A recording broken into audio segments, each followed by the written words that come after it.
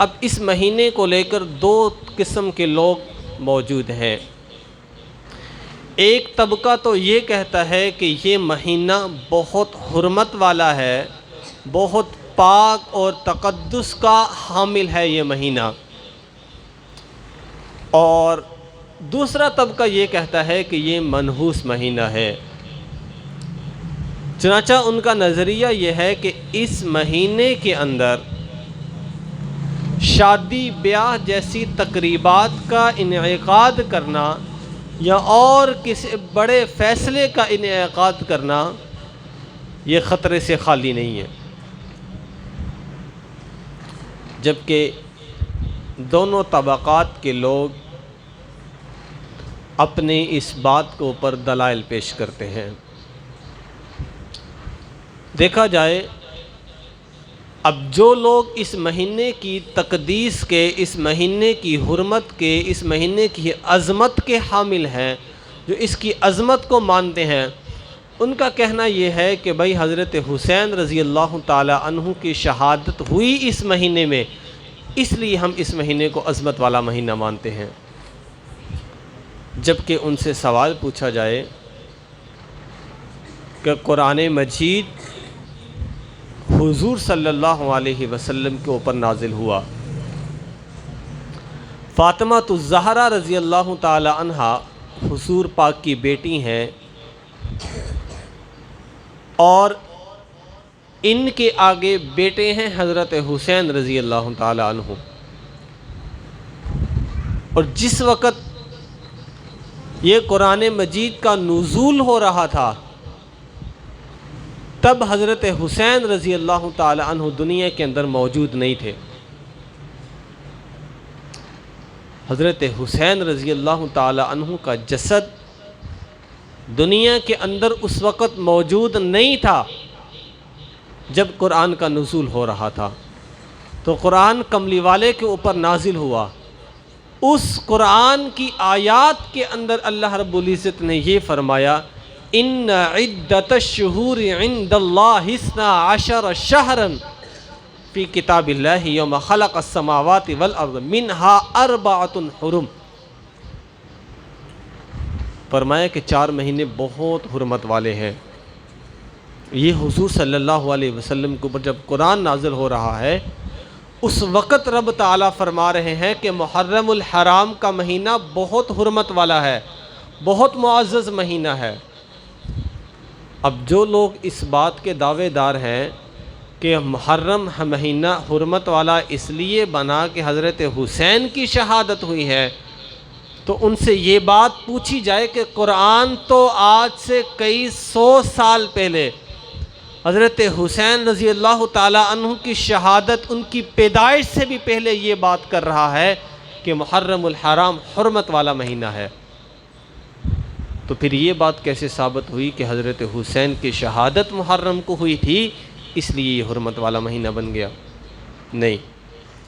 حضرت ابراہیم علیہ السلام کے زمانے سے پہلے کا بھی یہ حرمت والا مہینہ تھا۔ اب دیکھیں کہ جو تاریخ کی کتابوں کے اندر باتیں ملتی ہیں، مشہور ہے حضرت نوح علیہ السلام کی کشتی جب جودی پہاڑ پر ٹکرائی اور رک گئی،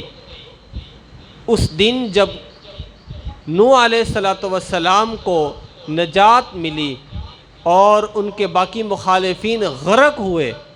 وہ بھی 10 محرم کا دن تھا۔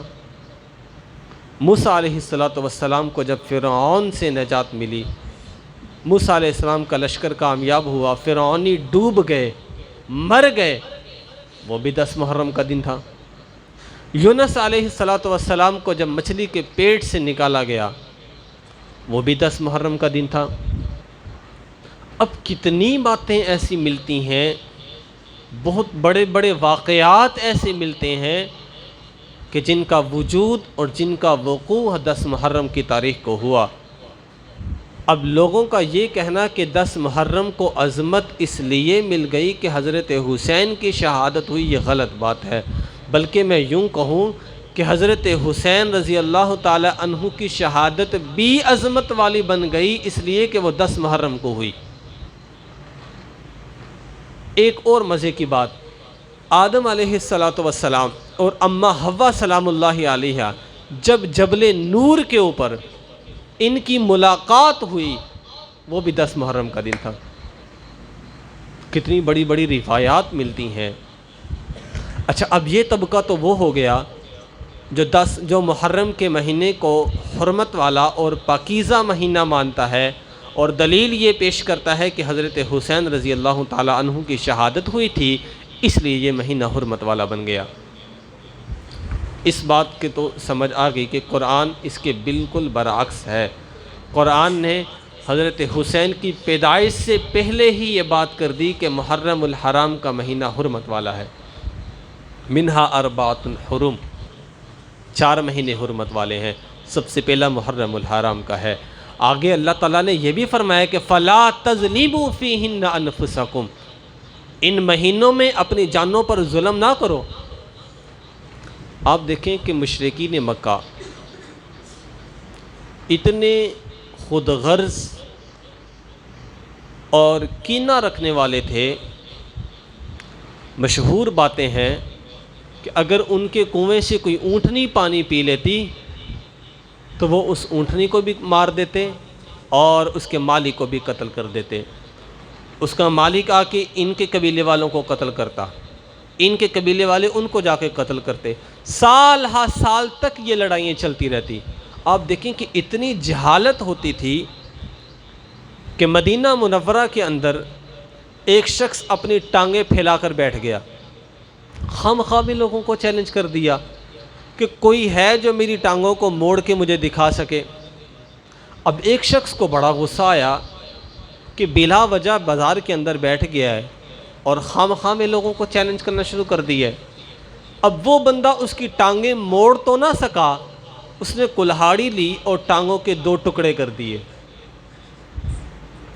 اب ان کے قبیلے والوں نے اس کو قتل کرنا شروع کر دیا، ان کے قبیلے والوں نے ان کو قتل کرنا شروع کر دیا۔ بلا مبالغہ 100 سال تک یہ لڑائی جاری رہی۔ وجہ کیا تھی؟ بس اتنی سی بات تھی کہ کوئی ہے جو میری ٹانگوں کو موڑ کے مجھے دکھا سکے۔ اتنی جہالت تھی، لیکن اتنی جہالت کے باوجود بھی مشرکین مکہ اس بات کا لحاظ کرتے تھے جب محرم الحرام کا مہینہ آتا تھا، یہ حرمت والے مہینے آتے تھے، ان کے باپ کا قاتل ان کے سامنے کھڑا ہوتا، اس کو ہاتھ بھی نہیں لگاتے تھے۔ اس کے بیٹے کا قاتل اس کے سامنے کھڑا ہوتا، ہاتھ تک نہیں لگاتے تھے۔ وجہ کیا ہے؟ یہی تھی کہ یہ حرمت والا مہینہ ہے۔ مشرکین بھی ان مہینوں کا خیال کیا کرتے تھے، جھوٹ نہیں بولتے تھے، اس مہینے کے اندر کسی سے دھوکہ نہیں کرتے تھے، فریب نہیں کرتے تھے، دشمن کو قتل نہیں کرتے تھے، بیویوں کے اوپر ظلم نہیں کرتے تھے ان مہینوں کے اندر۔ یہ مشرکین مکہ کی بات کر رہا ہوں۔ اچھا، اب دوسرا طبقہ جو ہے وہ یہ کہتا ہے کہ یہ محرم کا مہینہ نحوست والا مہینہ ہے۔ ان کا یہ نظریہ ہے کہ اس مہینے کے اندر نہ تو شادی کرنی چاہیے اور نہ ہی کوئی بڑی جائیداد خریدنی چاہیے، نہ ہی کوئی بڑا فیصلہ لینا چاہیے، کیونکہ اگر کوئی ایسا کام کریں گے تو یہ ہمارے اوپر وبال بن سکتا ہے۔ ابھی کچھ دن پہلے مجھے ایک شخص پوچھنے لگا کہ کیا ان دنوں میں ہم بستری کر سکتے ہیں اپنی بیوی کے ساتھ؟ یعنی کہ لوگوں کا یہ نظریہ ہے، یہ سوچتے ہیں کہ شاید ان دنوں میں بیوی کے ساتھ ہم بستری بھی نہیں کر سکتے۔ بھائی قرآن کے اندر واضح اللہ رب العزت نے یہ ارشاد فرمایا ہے کہ جن چیزوں کو اللہ تعالیٰ نے تمہارے لیے حلال کیا ہے، تم جان بوجھ کر اپنے اوپر ان کو حرام نہ کرو۔ اب جو حلال چیزیں ہیں انہیں جا بجا بغیر کسی علت، بغیر کسی وجہ کے اپنے اوپر حرام کر لینا، یہ کون سی دلیل ہوئی؟ اب دیکھیں کہ صحیح بخاری شریف کی حدیث ہے، حضور صلی اللہ علیہ وسلم جب مدینہ منورہ میں تشریف لاتے، مدینے کی آبادی میں داخل ہونے سے دور ہوتے تھے کہ احد پہاڑ کی طرف دیکھتے اور پھر فرمایا کرتے تھے ھذا جبل، یہ وہ پہاڑ ہے یحبنا وَنُحِبُّهُ، یہ ہم سے محبت کرتا ہے، ہم اس احد پہاڑ سے محبت کرتے ہیں۔ اب سوال یہ ہے کہ کیا بقیہ پہاڑ نبی پاک سے محبت نہیں کرتے تھے؟ نہیں، دنیا کے تمام شجر، حجر، چرند پرند، نباتات، جمادات سارے حضور صلی اللہ علیہ وسلم سے محبت کیا کرتے تھے، لیکن جو حضور صلی اللہ علیہ وسلم نے یہ بات ارشاد فرمائی کہ ھذا جبل یحبنا ونحبہ، یہ احد پہاڑ ہم سے محبت کرتا ہے، ہم احد پہاڑ سے محبت کرتے ہیں، اس کی وجہ یہ ہے کہ احد پہاڑ کا دامن ایسا دامن تھا جس کے اندر ایک تلخ حقیقت پوشیدہ تھی، کیونکہ عرب والے جانتے تھے کہ یہی احد پہاڑ تھا جس کے دامن میں آ کر حضور صلی اللہ علیہ وسلم کے رخسار کے اندر سے خون نکلا تھا، یہی احد پہاڑ تھا جس کی وجہ سے حضور صلی اللہ علیہ وسلم کے دندان مبارک شہید کیے گئے، احد پہاڑ کے اندر ہی صحابہ اکرام کو شہید کیا گیا۔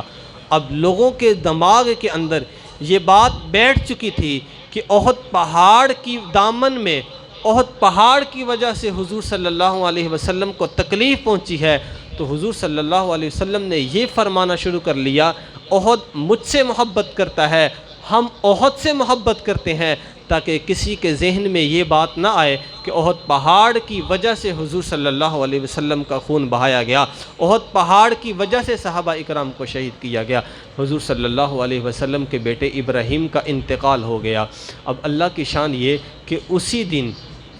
سورج گرہن لگ گیا۔ اب ایک صحابی نے کہا کہ حضور صلی اللہ علیہ وسلم کے بیٹے کا انتقال ہوا ہے، اس کے غم میں سورج نے بھی اپنی روشنی کو چھپا لیا ہے۔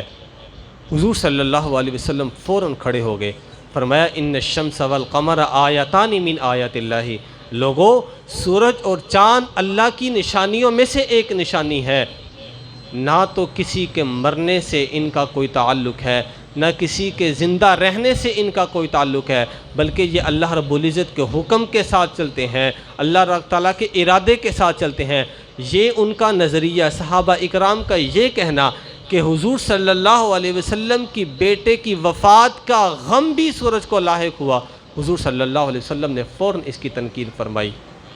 کہ کسی چیز کی خوشی، کسی چیز کی غمی کا تعلق ایام، وقت یا مہینے کے ساتھ نہیں ہوتا۔ اب لوگ جو یہ کہتے ہیں کہ یہ محرم کا مہینہ نحوست والا ہے، ان دنوں کے اندر کوئی بڑی تقریبات کا انعقاد نہیں کرنا چاہیے، تو یہ سراسر غلط بات ہے، کیونکہ کوئی بھی دن نحوست والا نہیں ہوتا، کوئی مہینہ نحوست والا نہیں ہے، کوئی ایام نحوست والے نہیں ہیں، بس یہ انسان نے لوگوں نے اپنے پاس سے باتیں گڑھ رکھی ہیں۔